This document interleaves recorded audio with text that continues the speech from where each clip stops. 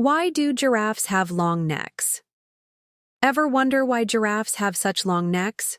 Well, it's not just for reaching high leaves. Male giraffes actually use their long necks to fight each other.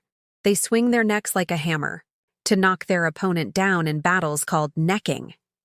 But the long necks also help them reach food that other animals can't, especially in the tall trees of the savanna. And here's the surprising part. Despite their long necks, giraffes have the same number of neck bones as humans, just much longer.